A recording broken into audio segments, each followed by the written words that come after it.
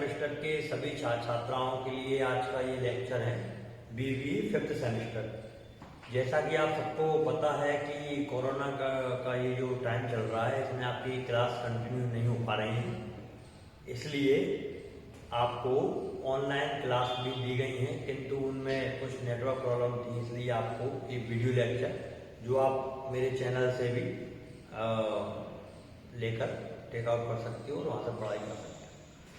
BBA fifth semester का आज का जो विषय है आपको बताने का, वो ये है कि आप पहले ये समझें कि आपका सिलेबस किस प्रकार से है, आपके कौन कौन से सब्जेक्ट हैं और आपका सब्जेक्ट के अकॉर्डिंग आपको कौन सी स्ट्रीम चूज करना है।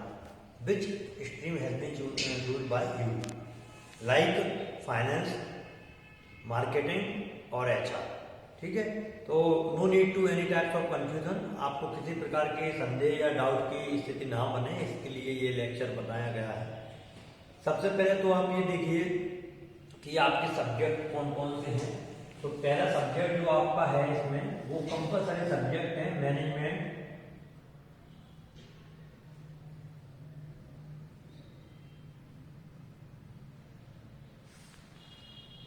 इंफॉर्मेशन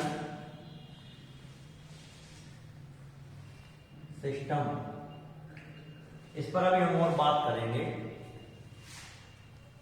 मैनेजमेंट इंफॉर्मेशन सिस्टम आपका बीबीए फिफ्थ सेमेस्टर का ये सब्जेक्ट है, मैनेजमेंट इंफॉर्मेशन सिस्टम। इसके अलावा और जो कंपल्सरी सब्जेक्ट हैं उनमें आपका एक सब्जेक्ट है banking law and practice, banking law and practice.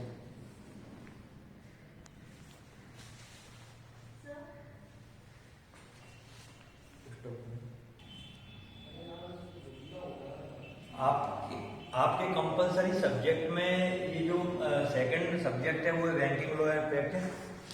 ऐसे ही कंपलसरी सब्जेक्ट में आपका इंश्योरेंस मैनेजमेंट है,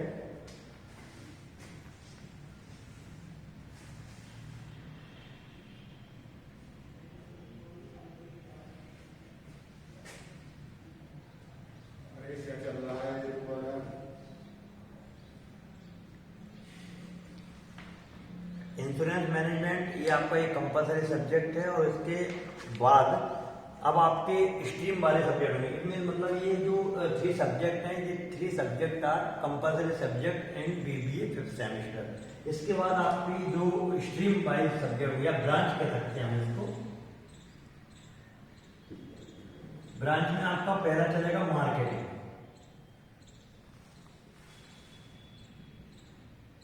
अब मार्केटिंग में आपका ऐसे 3 सब्जेक्ट आपके यहां से होंगे। मार्केटिंग में आपका पहला सब्जेक्ट है advertising and sales management.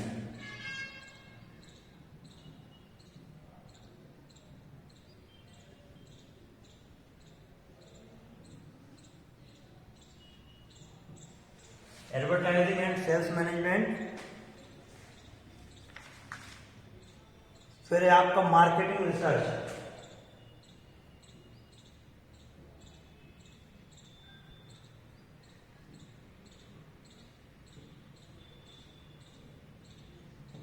Marketing research. ठीक है, इसके बाद आपका एक सब्जेक्ट है इसमें consumer behaviour.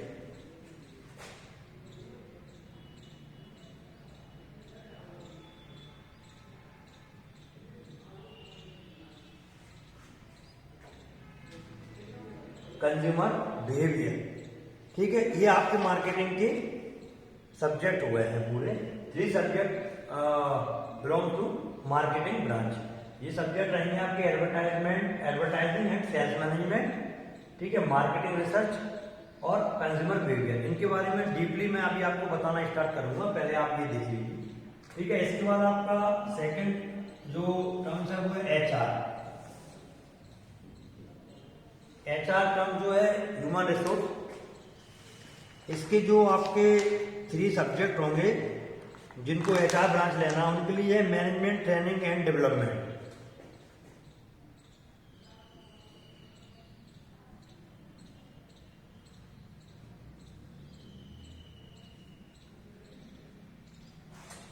Management training and development.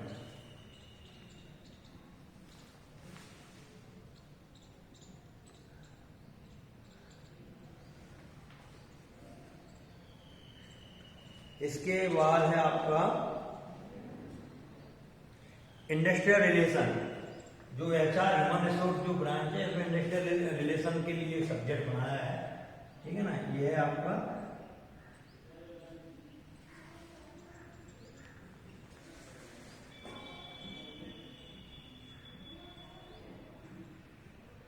Industrial relation, ठीक है। ये आपका एचआर के सब्जेक्ट है जो केवल एचआर ब्रांच वालों के लिए रहेगा।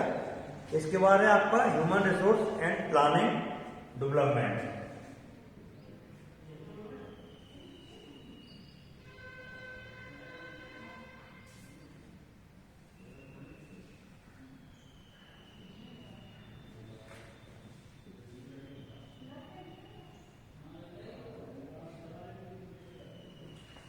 ये आपका 3 सब्जेक्ट एचआर के रहेंगे, management training and development, industrial relation and human resource and planning development. ये एचआर का फुल फॉर्म ही होता है human resource and development, HRD, है ना। ये अगर आपने कहीं सुना इंजीनियरिंग की सिविल जो ब्रांच होती है वो कहीं ना कहीं थोड़ा सा रिलेट करती है एचआर से। तो ये जो इंडस्ट्रियल रिलेशन है ये सिविल वगैरह वर्क के लिए, जो लेआउट प्रेजेंटेशन के लिए से संबंधित रहता है इसमें इंडस्ट्रियल रिलेशन में, ठीक है।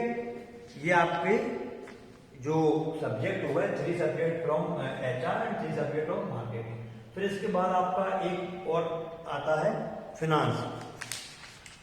तो फिनांस के जो आपके सब्जेक्ट हैं उनमें है आपका मैनेजमेंट ऑफ फाइनेंशियल इंस्टीट्यूशन। ये बहुत इंटरेस्टिंग, सभी इंटरेस्टिंग है, लेकिन ये इंटरेस्टिंग इसलिए है कि जैसे आप कोई कॉम्पिटिटिव एग्जाम की तैयारी कर रहे हैं या आप बैंकिंग फील्ड को जानना चाहते हैं या हमारे देश का जो इकोनॉमिक सिनेरियो है उसको आप जानना चाहते हैं, आर्थिक परिदृश्य को, तो आपको हमारे देश की जो वित्तीय संस्थाएं हैं, जैसे मैंने बोला आपसे आरबीआई, तो what is the meaning of RBI, तो आपको पता होना चाहिए आरबीआई का मीनिंग जो है वो रिजर्व बैंक ऑफ इंडिया है। ये हमारे देश का सेंट्रलाइज बैंक है, कि बैंकों का बैंक जिसे कहते हैं हम, ठीक है। Who is the governor of RBI, तो आरबीआई के गवर्नर का नाम क्या है, ये जनरली प्रश्न होते हैं जो आ जाते हैं। या आरबीआई का एस्टेब्लिशमेंट 1933 में लगभग बेसिल 2 एक कमेटी के थ्रू ये बनाया गया था, ऐसे आपको उसको याद रखना है, ठीक है। ऐसे आपसे पूछा गया कि कई बार इस इंटरव्यू में पूछा जाता है what is the meaning of या what is the full form of ICICI bank, तो आईसीआईसीआई जो बैंक है उसका फुल फॉर्म क्या होता है, तो ये जनरल प्रश्न होते हैं। तो ये जनरल प्रश्न आपको पता करने के लिए पढ़ना पड़ेगा क्या, financial institution.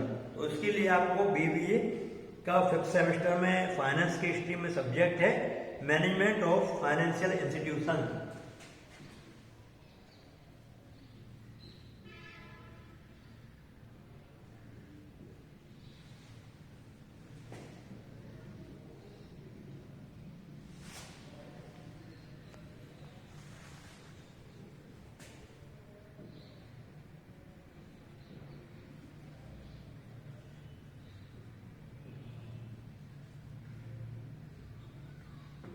Management of financial institution, ठीक है।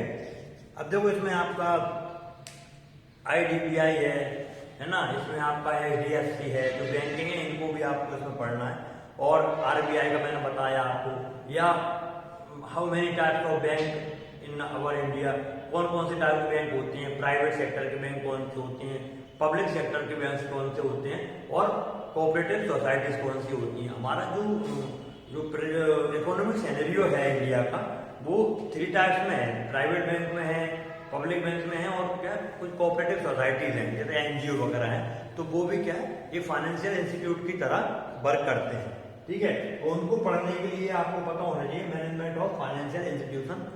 आपने 4th सेम में आरबीआई का बैंकिंग लॉ एंड प्रैक्टिस का जो इसमें सब्जेक्ट था, ये जो आपका 5th सेमेस्टर में जो आपका कंपल्सरी सब्जेक्ट है, इसमें आपका 2nd और 3rd यूनिट पूरा इसी पर बेस्ड है कि आरबीआई का फंक्शन क्या होता है, what is the how many types of function of RBI.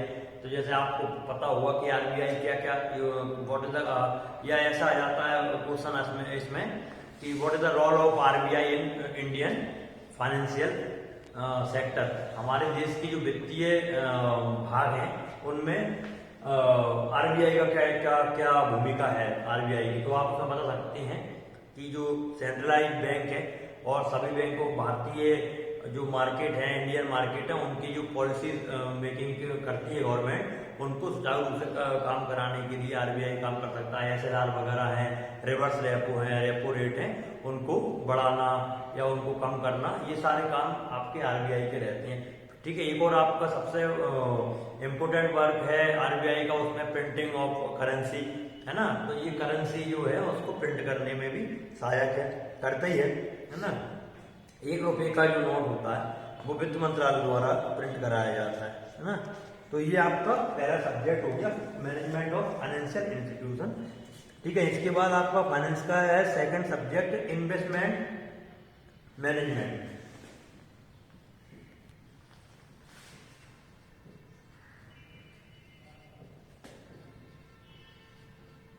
Investment management है ना, इसमें आपका ये शेयर मार्केट वगैरह के बारे में पूरी जानकारी आपको इन्वेस्टमेंट मैनेजमेंट में मिलेगी। इसके बाद आपका एक और सब्जेक्ट है इंडियन फाइनेंशियल सिस्टम।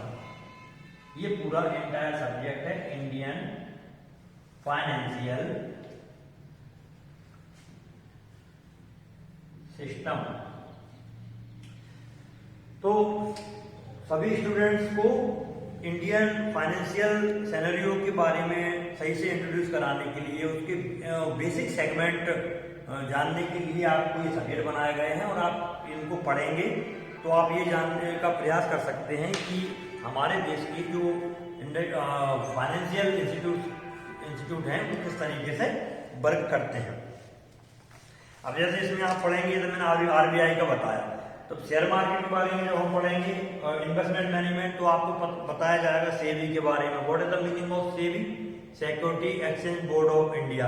तो अभी तो मैंने आपको जनरल नेम बताए हैं, तो इनके फंक्शन के बारे में बात नहीं की है, तो आप इनकी फुल फॉर्म ही आप पहले पता करें, थोड़ा सा इनको पढ़ें। जैसे सेबी है SEBI, सेबी क्या होता है? Security exchange board of India, SEBI. ठीक है, ये हो गया। मैंने आपको एक और नाम लिया था अभी आरबीआई, तो आपने इसका बताया क्या? Reserve bank of India. एक बैंक आपने सुन रखा है ICICI। ठीक है, तो इसका आपको पता होना चाहिए इंडस्ट्रियल क्रेडिट।